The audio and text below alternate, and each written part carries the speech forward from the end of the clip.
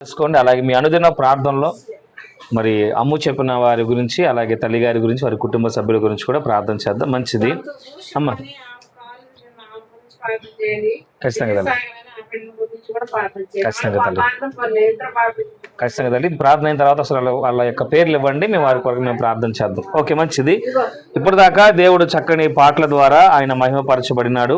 అలాగే ఈ రోజున కొద్ది మాటల ద్వారా కూడా మనము దేవుడు మనల్ని ధైర్యపరచాలని ఆసక్తి కలిగి ఉన్నాడు. కాబట్టి కొద్ది నిమిషాలు మా పిల్లలు ఎవరైనా సరే అల్లరి చేయకుండా ఉండండి. కొద్ది నిమిషాల్లో నేను ఆ దేవుని వాక్యాన్ని ప్రకటించి ముగిస్తాను. మంచిది. మొదటిగా దేవుడు మరొకసారి మనలందరినీ కూడా ఐక్యపరిచినందుకు ఆ దేవాదేవునికి మహిమ కలుగును గాక. ఆమేన్. Praise the Lord. ఈ రోజున దేవుడు మనతో మాట్లాడబోయే వర్తమానం ఏంటంటే, నేను ఏమి చేయాలి. దేవుడు అంటే మనము దేవునితో అడిగే మొదటి మాటల, నేను ఏం చేయాలయ్యా. ఎప్పుడు అడుగుతాం ఈ మాట దేవుని అంటే, శ్రమలు బాగా మనల్ని ఇరికి చేసినప్పుడు ఏమి చేయాలో అర్థం కాని పరిస్థితుల్లో మనము ఎవరిని ఈ మాట అడుగుతామంటే దేవుణ్ణి అడుగుతాం. Praise the lord. దేవుని బిడ్డలు మొదటగా ఏమీ అర్థం కాని సిచ్యువేషన్లో ఈ మాట ఎవరితో చెప్తారో దేవుడితో చెప్తారు. మనుషులకి వెళ్ళి చెప్పరు. ఇరుగు పొరుగు దగ్గరికి నేను ఏం చేయాలి అంటారని ఎవరిని అడగరు. కానీ దేవుని బిడ్డలు శ్రమల్లో, బాధల్లో, ఇరుకు ఇక్కట్లో కూడా దేవుణ్ణి అడిగే మొదటి ప్రశ్న ఏంటంటే, నేను ఏం చేయాలి ప్రభువా, నాకు ఒక సలహా దయచేయి. దేవునికి స్తోత్రం కలుగును గాక. మరి దేవుణ్ణి మనం అడిగినప్పుడు ఆ దేవుడు మరి సలహా ఇస్తాడా, ఇవ్వడా, లేకపోతే మనం ఏ విధంగా ఆ శ్రమల నుంచి బయటికి తీసుకొస్తాడని చెప్పబోయే ముందు, శ్రమలు ప్రతి మనుషుడికి కూడా సహజం. అది ఆరోగ్యపరంగా అవ్వచ్చు, ఆర్థిక పరమైనవి అవ్వచ్చు, లేకపోతే అవమానాలు అవ్వచ్చు, ఇంకోటి ఏదైనా కావచ్చు. కానీ ఈ లోకంలో దేవుడు అంటున్నాడు, ఈ లోకంలో మీకు ఏం కలుగుతాయి? శ్రమలు కలుగుతాయి. అయితే మీరేం చేయనంటే నిబ్బరము కలిగి, ధైర్యము కలిగి దేవుణ్ణి అడగలు. ఏం చేయాలి ప్రభువా అని. Praise the lord. దేవునికి మహిమ కలుగును గాక. కొన్ని అనుభవాలతో కూడినటువంటి వాక్యాన్ని నేను ఈ రోజున మీకు తెలియపరుస్తాను. 2వ రాజుల గ్రంథం 4వ అధ్యాయం. ఇక్కడ కూడా ఒక తల్లి గారు అడుగుతా ఉంది దేవుడిని ఒక ప్రశ్న. 2వ రాజుల గ్రంథం 4వ అధ్యాయం, పేజ్ నంబర్ 308. 2వ రాజుల గ్రంథం 4వ అధ్యాయం మొదటి నుంచి.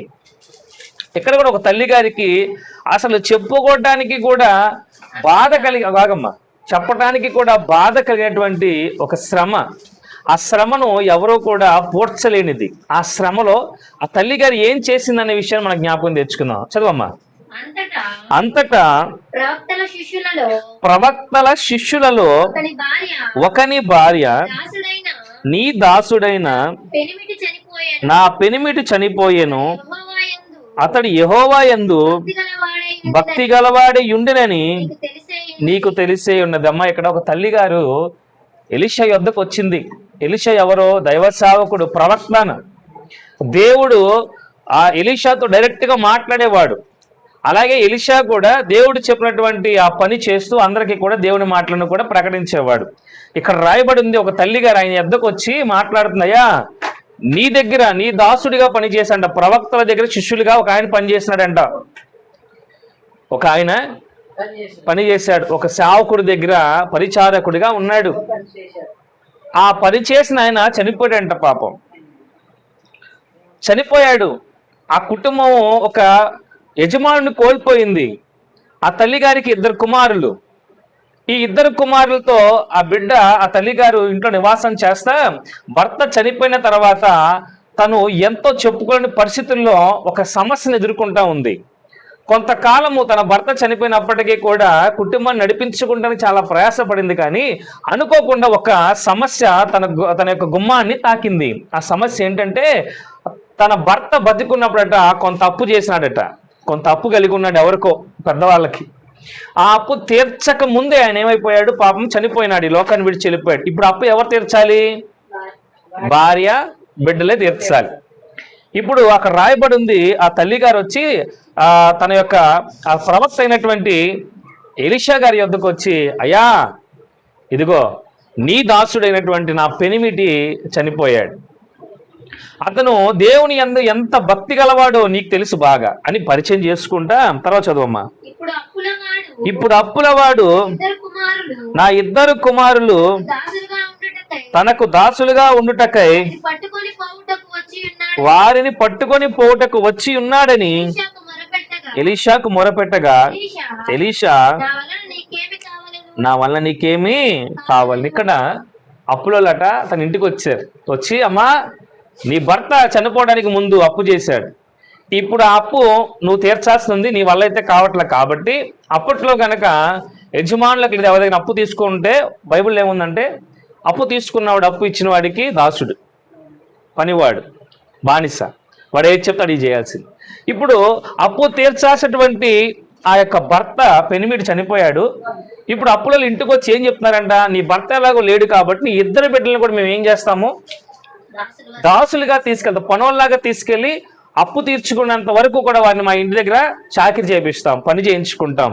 ఇప్పుడు భర్త చనిపోయినాడు, ఇద్దరు బిడ్డలను కూడా తీసుకెళ్ళిపోవడానికి అప్పుల వాళ్ళు ఇంటికి వచ్చారు. ఇప్పుడు ఆ తల్లి ఏం చేయాలా, అప్పుల కాళ్ళ మీద పడి రిక్వెస్ట్ చేయలేదు. Praise the lord. తన భర్తని దూషించలేదు. నువ్వు పోతా పోతా మాకు ఈ దరిద్రం వదిలిపెట్టి వెళ్ళావని తన భర్తని దూషించలేదు.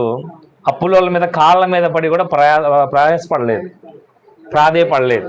ఏం చేసింది తెలుసా, నా యొక్క భర్త ఒక భక్తిపరుడు దేవుని యందు, అలాగే నా భర్త బతుకున్నంత కాలము కూడా ఒక సేవకుడి దగ్గర పరిచారకుడు వెళ్ళాడు.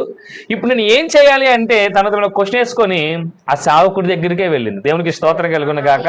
అలా వెళ్ళి తను చెప్పక చెప్తున్న క్వశ్చన్, నేనేం చేయాలి, నా భర్త మీ దగ్గర పని చేస్తూ నీ కాడ పరిచారకుడిగా ఉండి చనిపోయాడు, ఆయన దేవుని ఎంత భక్తిపడు నీకు బాగా తెలుసు, నీకు తెలిసినటువంటి నా భర్త చనిపోయాడు, ఇప్పుడు అప్పులో వచ్చి నా బిడ్డలను కూడా తీసుకెళ్ళిపోవాలని వచ్చారు, నన్ను ఏం చేయమంటావు అని అడిగినప్పుడు ఎలీషా అంటున్నాడు, అయ్యా అమ్మా నేను నీకేమన్నా చేయాలా, నేను నీకు హెల్ప్ చేయాలా? చదువు తర్వాత. ఎలీషా నా వల్ల నీకేమి కావాలన్నప్పుడు ఆవిడ అంటుంది, నాకు కొంత డబ్బులే అయ్యా అని అనలా, నా అప్పుల దగ్గరికి వచ్చి ఒక చిన్న సమాధానం చెప్పవా అని అనలా. అలాగే నాకు కొంచెం సపోర్టెడ్గా ఏమన్నా మీ ఇంట్లో ఏమన్నా ఉంటే నాకు ఇవ్వయ్యా అని కూడా ముష్టి ఎత్తుకోవాలా. ఏమన్నదో తెలుసా? చదువమ్మా. ఏమి ఉన్నదో ఎలీషా అడుగుతున్నాడు, అమ్మ నీకు నా వల్ల నీకేమైనా కావాలంటే ఆవిడ మౌనంగా ఉంది. మౌనంగా ఉన్నప్పుడు తనని పరీక్షించడానికి ఎలీషా ఏం చేస్తానంటే, నీ భర్తలాగా నువ్వు కూడా మంచి భక్తిపరులాగా కనిపిస్తున్నావు, నా ఎద్దుకు ఎందుకు వచ్చావంటే పరిష్కారం కోసం వచ్చావు. Praise the lord. సహాయం కోసం కాదు, పరిష్కారం. ఈ రోజున దేవుని యొద్దకు మనం వెళ్ళాల్సింది, మందిరానికి వెళ్ళాల్సింది సహాయం కోసం మాత్రమే కాదు, పరిష్కారం కావాలి. దేవునికి స్తోత్రం కలుగును గాక. సహాయం ఏమవుతుందంటే నీకు ఆ కొంతవరకే ఉపయోగపడుతుంది, కానీ పరిష్కారము నీ శ్రమ నుంచి విడుదల కలగజేస్తుంది. దేవునికి మహిమ కలుగును గాక. ఎప్పుడు కూడా దేవా సహాయం చేయి, దేవా సహాయం చేయి అనకూడదు, దేవా పరిష్కారం అందించు. Praise the lord. నువ్వు సహాయం ఇస్తే, ఇప్పుడు ఆకలితో ఉన్నవాడు నా దగ్గరికి వచ్చాయా నాకు ఏదైనా సహాయం చేయండి, ఏం చేస్తావు, 10 రూపాయలు ఇస్తా. ఆ 10 రూపాయలు అయిపోయేదాకా వాడికి ఆకలి తీరుతుంది, మళ్ళీ వాడికి ఏమవుతుంది, సహాయం ఏం చేస్తుందంటే కొంతవరకు నీకు ఓటిస్తుంది, కానీ పరిష్కారము నీ జీవితాన్ని మారుస్తుంది. దేవునికి మహిమ కలుగును గాక. ఆ తల్లి గారు వచ్చి నేను ఏం చేయాలి అయ్యా సేవకుడా అని వచ్చి ఏం అడుగుతుంది తెలుసా, నేను ఏం చేయాలి నాకు అర్థం కావట్లా, నాకు పరిష్కారం కావాలి. ఆయన వచ్చాను, నీకు ఏమైనా కావాలా, హెల్ప్ కావాలా? సేవకుడు అడుగుతుంటే ఏం మాట్లాడలా. ఎందుకని? తను వచ్చింది సహాయం కోసం కాదు, పరిష్కారం కొరకు. దేవునికి స్తోత్రం కలుగును గాక. దేవుని బిడ్డలమైన మనము కూడా ఎక్కడ దేవుని పరిచర్య చేస్తున్నామో, దేవుడి మీద ఆధారపడిన వాళ్ళం ఏం చేయాలి, మొదటగా దేవుని యొద్దకు వెళ్ళి నాకు పరిష్కారం కావాలి ప్రభువా, సహాయం మాత్రమే సరిపోదు, నాకు ఈరోజు తినడానికి సహాయం కావాలి, కానీ పరిష్కారం నాకు జీవితాంతం కావాలి. ఆ తల్లి గారి యొక్క అంతరంగం విన్నటువంటి ఎలీషా గారు అంటున్నాడు, నీ ఇంట్లో ఏముందో నాకు ముందు చెప్పు, నీ ఇంట్లో ఏముంది. ఎందుకు తెలుసా, పరిష్కారం ఎక్కడ ఉంటుందో తెలుసా, మన పక్కనే ఉంటుంది. దేవునికి స్తోత్రం కలుగును గాక. పరిష్కారం ఎక్కడ ఉంటుందో తెలుసా, మన దగ్గరే ఉంటుంది, మన ఇంట్లోనే ఉంటుంది. ఈ రోజున ఆ ఇంట్లో సమస్య వచ్చింది, పరిష్కారం కూడా ఎక్కడుందట. ఎలీషా ఏమన్నాడు తెలుసా, నా ఇంటికి వచ్చారయ్యా అప్పులోళ్ళు, నా బిడ్డలు తీసుకెళ్ళిపోటాకంటే, అయితే నీ ఇంట్లో ఏముంది. దేవునికి స్తోత్రం కలుగును గాక. ఆ తల్లి అంటుంది, చదువమ్మా. అందుకు ఆమె, నీ దాసురాలైన నేను, నీ దాసు నా ఇంట్లో నూనె కుండ ఒకటి ఉన్నది, అది తప్ప ఏమీ లేదని నేను అడుగుతుందమ్మా. నీ ఇంట్లో ఏముంది? మళ్ళా తగ్గించుకుంటుందయ్యా, నీ దాసురాలనైనా నా ఇంట్లో కొంచెం నూనె ఉందని మాత్రమే నాకు తెలుసు, ఆ నూనె తప్ప నా దగ్గర ఏమీ. ఈ రోజున స్త్రీలు నేర్చుకోవాల్సిన విషయం ఏంటంటే, మన ఇంట్లో ఏం జరుగుతుందో మొత్తము కూడా స్కానింగ్ మీకే తెలుస్తుంది ఏమ్మా. పురుషుడికి తెలియదు నూనె ఉందో పప్పు ఉందో పిల్లలు తిన్నారో తినలేదో ఏంటి ఆ ఇంటికి ఏం జరుగుతుందో ఏమో పురుషుడికి తెలియదు, కానీ స్త్రీ మొత్తం కూడా స్కానింగ్ చేసి అన్నీ కూడా సమకూర్చుకోవాలి. సావుకు అడగగానే ఇంటికి వెళ్ళి చూసొస్తానయ్యా అనలా.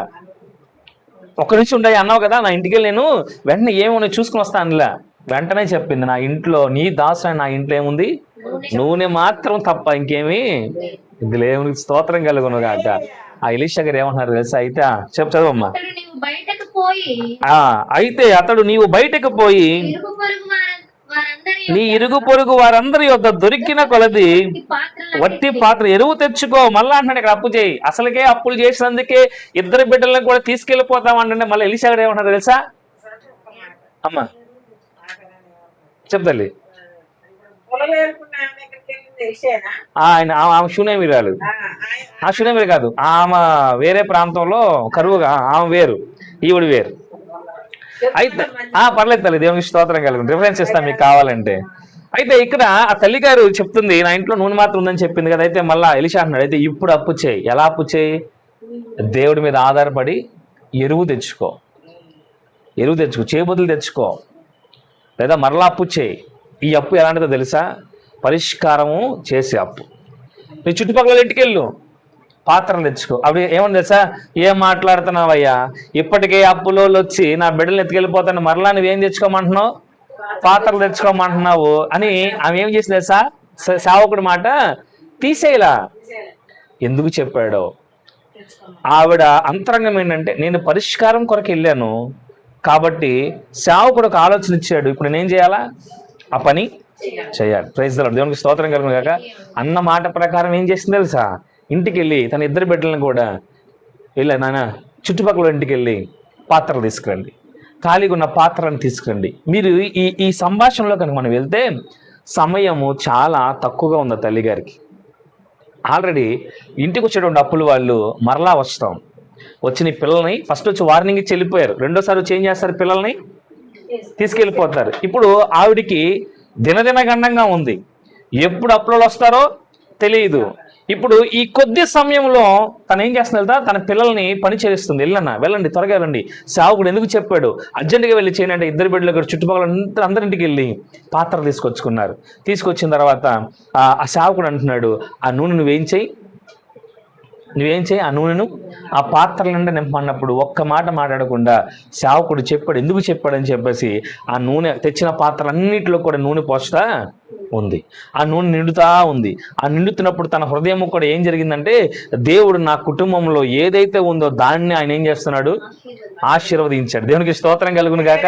అన్ని పాత్రలు నిండిపోయినాయి. మరలా వెళ్ళండి నాయన అంటే ఆ బిడ్డలు అంటున్నారు, ఇంక ఎక్కడ పాత్రలో లేవమ్మా. Praise the Lord. హల్లెలూయా. ఈలోగా ఎప్పుడైతే ఆ మాట చెప్పాడో నూనె ఆగిపోయి నిలిచిపోయింది. ఇప్పుడు ఇక్కడ కూడా ఒక విషయం గమనించుకుందాం. సమయం తక్కువ ఉంది, ఇప్పుడు ఇంటి నిండా నూనె ఉంది, ఏం చేయాలో తనకు తెలియదు. సేవకుడు చెప్పాడు, చేసింది. ఇప్పుడు మరలా ఎక్కడికి పరిగెడుతుందో తెలుసా? మరలా సేవకుడి దగ్గరికి వెళ్ళింది. దేవునికి స్తోత్రం కలుగును గాక. సేవకుడా, నువ్వు చెప్పిన పని చేశా, ఇప్పుడు నన్ను ఏం చేయమంటావు అంటే ఆయన అంటున్నాడు, ఇదిగో నువ్వు తెచ్చినటువంటి ఆ నూనె అంతా కూడా అమ్ముకో, అమ్మి నీ అప్పు తీర్చుకొని మిగిలిన అంతా నువ్వేం చేయి, నువ్వు నీ పిల్లలు కూడా బ్రతుకు. హల్లెలూయా. ఇది ఒక స్త్రీ విషయంలో జరిగింది కావచ్చు. ఈ రోజున సర్వశక్తిగల దేవుడు కూడా మనల్ని అంటున్నాడు, నీ కుటుంబంలో ఏముంది? నువ్వంటే ప్రభువా నా కుటుంబంలో నన్ను ఏం చేయాలో అర్థం కావట్లేదు అంటే దేవుడు అంటే, అసలు నీ కుటుంబంలో ఏముందమ్మా? నా కుటుంబంలో ఏముంది ప్రభువా? మనం దేవునికి సమాధానం చెప్పని పరిస్థితి. కానీ ఇక్కడ ఆమె ఏం చెప్పింది తెలుసా? వెంటనే సమాధానం చెప్పింది. దేవుడు మనతో మాట్లాడతాడు, నువ్వు చేతులేదు మొరపెట్టి ప్రభు నన్ను ఏం చేయమంటావు? ఇన్ని సమస్యలు ఉన్నాయి, గొడవలు ఉన్నాయి, లేదా కొట్లాట్లు ఉన్నాయి, లేకపోతే అనారోగ్యం ఉంది, ఇది ఉంది. దేవుడు నీలో ఏముంది? నాలో ఏముందయ్యా? నువ్వు ఎప్పుడైతే సాగరిస్తావో అప్పుడే నీ కనెక్షన్ కట్టయిపోద్ది. దేవుడికి స్తోత్రం కలుగును గాక. సో ఎలా ఉండాలి అని ఇక్కడ విషయాన్ని మనకు జ్ఞాపకం చేసుకుంటే, ఆ తల్లి గారు శ్రమంలో కూడా చాలా ఫాస్ట్గా ఉంది, చాలా జ్ఞానం కలిగి ఉంది, నిష్కపటంగా ఉంది, అలాగే కన్నింగ్ మైండ్తో కూడా ఉంది. సేవకుడా నీ దగ్గరే నా యొక్క భర్త పని చేశాడు, చనిపోయాడు, ఇప్పుడు నాకు శ్రమ వచ్చింది, ఆ శ్రమకు పరిష్కారం నాకు కావాలా, నీ సహాయం నాకు వద్దు, నువ్వు పెట్టే ఆ 4 గింజలు నాకు కొంతకాలం వస్తాయి, నాకు ఎలాంటిది కావాలి, ఫుల్గా జీవితాంతము కూడా నాకు ఈ సమస్య పోవాలి, పరిష్కారం కావాలనుకున్నప్పుడు ఆయన అంటున్నాడు, అయితే నీ ఇంట్లో సమస్య వచ్చిందా? ఎస్, నా ఇంట్లో సమస్య వచ్చింది. అయితే నీ ఇంట్లో ఏముంది? నూనె ఉంది. Praise the lord. మాటకు మాట వెంటనే ఏం చెప్పింది తెలుసా? ఉన్నది ఉన్నట్టుగా నిశ్చింతగా నిజాయితీగా చెప్పింది. అయితే అంటున్నాడు, నీ ఇంట్లో ఏదైతే ఉందో దాన్నే దేవుడు ఏం చేస్తాడు? ఆశీర్వదిస్తాడు. దేవుడు అంటున్నాడు, నీలో ఆవగింజంత విశ్వాసం ఉంటే ఆ కొండంత శ్రమ వెళ్ళి సముద్రంలో పడమన్నా పడుతుంది. హల్లెలూయా, హల్లెలూయా.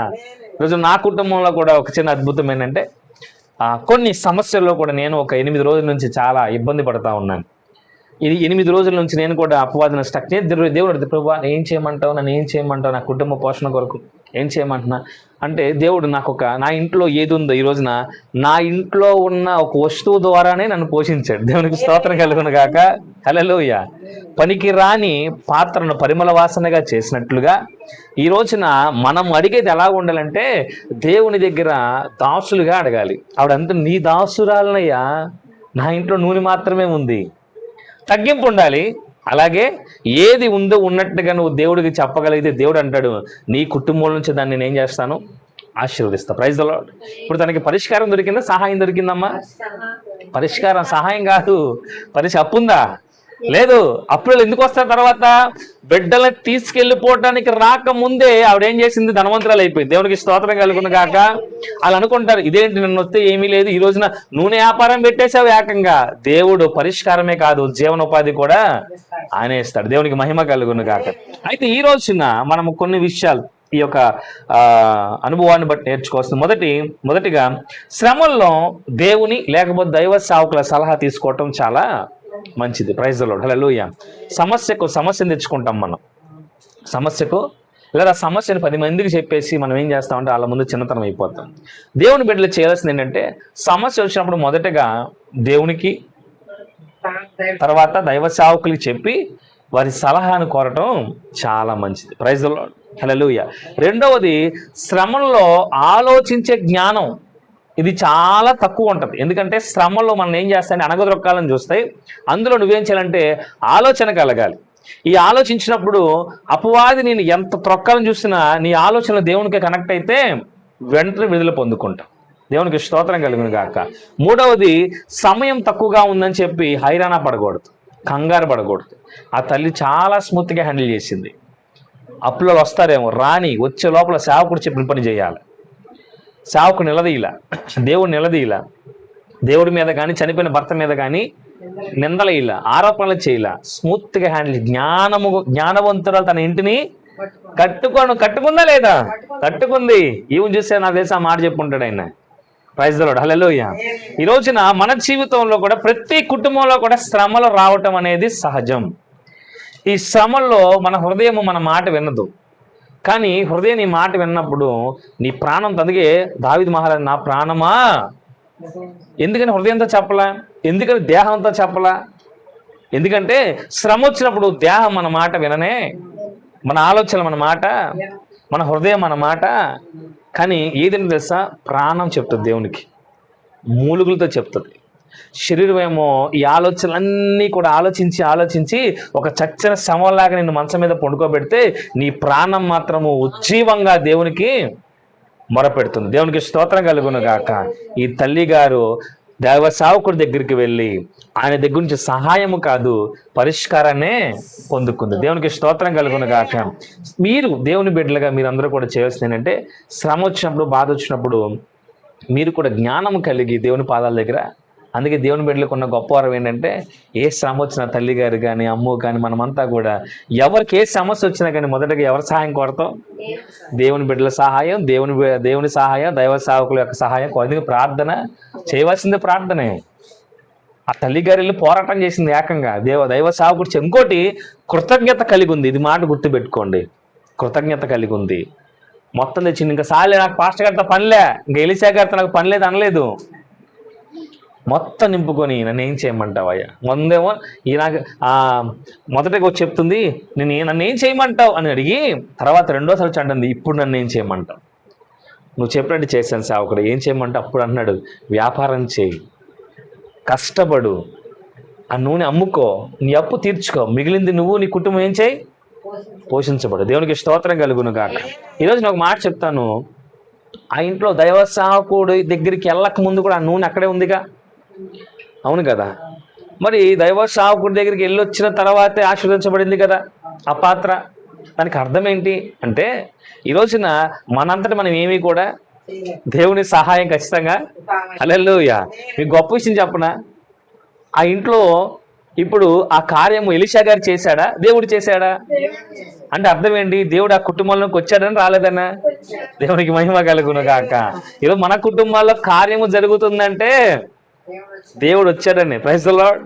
ఆయన పరిష్కారముగా మన పక్కనే ఉంటాడు, అది ఎవరో ఒకరి ద్వారా మనకు తెలియపరుస్తాడు. Praise the lord. అయితే ఈ లోక దేవత మన కనుల గుడ్డితనాన్ని కలగజేసి దేవుని మహిమను చూడలేక చేస్తుంది, దేవుని కృపను పొందుకోకుండా చేస్తుంది. లేకపోతే ఏదైనా చిన్న పొరపాటు మన కళ్ళ ముందు చూపించి, ఇదిగో నువ్వు ఇలాంటి వాడివి, అలాంటి దానివి కాబట్టి నీ కార్యం జరగట్లేదని కూడా చెప్తుంది. కానీ దేవుడు అంటున్నాడు, నేను నీ పక్కనే ఉన్నా. Praise the lord. గుర్తుపట్టాలంటే నీవు కూడా ఆ తల్లిగారి లాగా ఏం చేయాలా, జ్ఞానము కలిగి ఉండాలి. Praise the lord. సహాయం కోసం కాదు, తుచ్చమైన క్షణికమైన కొద్ది కాలం ఉపయోగపడే సహాయం కోసం కాదు, పరిష్కారాన్ని పొందుకోవాలి. దేవునికి మహిమ కలుగును గాక. దేవుడు సహాయం చేసేవాడే కాదు, పరిష్కారం ఇచ్చేవాడు కూడా. Praise the Lord. హల్లెలూయా. ఈ రోజు నా దేవుని బిడ్డలారా, ఈ తల్లి గారు తనకి ఇద్దరు బిడ్డలను కూడా దాసులుగా అనగా ఆ బానిసలుగా పంపించడానికి చాలా బాధపడింది. భర్త చనిపోయాడు, బిడ్డలు కూడా ఎక్కడ వెళ్ళిపోతారా అని చెప్పి ఎక్కడికి పరిగెట్టింది. మరి భర్త విషయంలో ఎందుకు వెళ్ళా సేవకుడి దగ్గరికి? భర్త చనిపోయాడు కదా, సేవ చేస్తూ పరిచారకుడు చనిపోయాడు. తను అనుకుంది, నా భర్త దేవుని సన్నిధిలో, అందుకంటుంది యెహోవా యందు ఎంత భక్తిపరుడో మీకు తెలుసు. మరి ఈ భక్తిపరుడు ఎక్కడున్నట్టు, దేవుని యొద్ద ఉన్నాడు. కానీ ఈరోజు నాకేం కలిగింది, సమస్య, శ్రమ వచ్చింది, నా ఇద్దరి బిడ్డలను కూడా తీసుకెళ్ళిపోతున్నారు కాబట్టి సేవకుడు నన్ను ఏం చేయమంట. హల్లెలూయా. ఈ రోజున ఈ ప్రశ్న వేసే ప్రతి ఒక్కరికి కూడా దేవుడు చెప్పేది, నువ్వు ఎక్కడైతే నీకు సమస్య కలుగుతుందో అక్కడ ఏముందో దేవుడికి చెప్పు. Praise the lord. ఆయన అంటున్నాడు, నీలో కొంచెం నమ్మకం ఉందా, కొంచెం విశ్వాసం ఉందా, కొంచెం నా మీద నీకు హోప్ ఉందా? ఇందులో పాట పాడాను వెంటనే బయట ఉండి, నీకంటే నమ్మదగిన దేవుడెవరయ్యా, నీవుంటే నాతో ఏ భయము లేదయ్యా, నీకంటే నమ్మదగిన దేవుడెవరయ్యా, నీవుంటే నాతో ఏ భయము లేదయ్యా, మేలు కొరకే అన్నీ జరిగించు యేసయ్యా, కీడు వెనకే ఆశీర్వాదం పంపుతావయ్యా, మేలు కొరకే అన్నీ జరిగించు యేసయ్యా, కీడు వెనకే ఆశీర్వాదం పంపుతావయ్యా, నీకంటే నమ్మదగిన దేవుడెవరయ్యా, నీవుంటే నాతో ఏ భయము లేదయ్యా. మేలు కలుగుటకే ఏం జరుగుతాయి, అన్నీ జరుగుతాయి. హల్లెలూయా.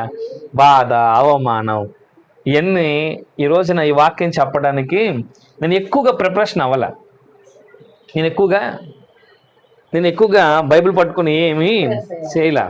స్నానం చేస్తున్నప్పుడు నాకు దేవుడు ఇచ్చాడు నీ అనుభవాలు, నాలాంటి అనుభవాలతో నేను పడ్డ 8 రోజుల ఈ శ్రమ, అలాగే ఎవరున్నారు బైబిల్ అంటే టక్మ నాకు చూపించాడు దేవుడు. దేవునికి స్తోత్రం కలుగును గాక. నేను ఎక్కువ హైరాణ పడలేదు వాక్యం చెప్పడానికి, జస్ట్ 5 నిమిషాలు దేవుడు నాకేం చేశాడంటే, ఇదిగో ఈ తల్లి గారిని జ్ఞాపకం చేసుకో, ఆ తల్లి గారి జీవితంలో నేను చేసినటువంటి కార్యాన్ని జ్ఞాపకం చేసుకో. అయితే నా దగ్గరికి వచ్చి అనేక మంది నాకేసే ప్రశ్న ఏంటంటే, నేనేం చెయ్యాలి, నువ్వేం చేయాలంటే అసలు నీ దగ్గర ఏముందో అని చెప్పాలి. Praise the lord.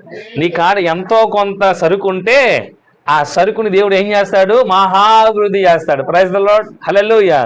మరి ఈ రోజున మన జీవితాల్లో విశ్వాసం లేకపోతే, నమ్మకం లేకపోతే, దేవుడు చేస్తాడు ఖచ్చితంగా ఈ రోజు కాకపోతే రేపైనా చేస్తా నిరీక్షణ లేకపోతే కార్యము. ఆ తల్లి ఒక్క మాట మాట్లాడిందా సేవకుడిని? మాట్లాడలా. దేవుడిని దూషించిందా? దూషించలా. చచ్చిపోయినోడిని దూషించిందా? చనిపోలా. ఆ భక్తుడు నన్ను క్షమించాలి, ఆ భక్తుడు నేను దూషించిందా? లేదు. ఎవరన్నా నా కర్మ ఇంతే, నా రాతి ఇంతే, నా బతికింతే అనుకొని కింద కూర్చుందా? లేదు. పోండ్రా మీరన్నా పోయి శుభ్రంగా ఇలా దాసులుగా బతకంటారు, నా కర్మ ఇంతే అని ఏం చేయను ఇంట్లో నిరుత్సాహపడిందా? లేదు. పరిగెట్టింది. Praise the Lord. సేవకుడి దగ్గర పరిగెట్టి వేర్చిమాడు, దేవుని అడుగు, నా గురించి అడుగు. దేవుని బిడ్డ నా యొక్క భర్త మీ దగ్గర పరిచయం చేశాడు, దేవుడికి మహాభక్తుడు, ఏం జరిగింది నా కుటుంబంలో, ఏం చేయాలి నన్ను, దేవుని అడుగు అని అన్నాడు. నీ దగ్గరే ఉంది, నా కాడ ఇది ఉంది, అది దాన్నే అభివృద్ధిపరచు. దేవునికి స్తోత్రం కలుగును గాక. ఈరోజు నీ కుటుంబాన్నే బట్టి కాదు, ఈ కుటుంబంలో కూడా దేవుడు అడుగుతాడు, ఎక్కడ శ్రమ అయ్యా, నా కుటుంబంలో ఇలాంటి శ్రమ, నా కుటుంబంలో పలానా వారి శ్రమ, దేవుడు అంటే అడిగితే వారిని ఏం చేస్తాడు, మహాభివృద్ధి. దేవునికి స్తోత్రం కలుగును గాక. నేను అనిల్ గురించి ఫస్ట్లో విన్నాను. అనిల్ వాళ్ళ ఈ కుటుంబానికి ఫస్ట్లో శోధన వచ్చింది. ఏమవునా, ఫస్ట్లో మాట వినేవాడు కాదని తల్లిగారి పొజిషన్ కూడా ఈక్వల్గా ఇలాగే ఉంది.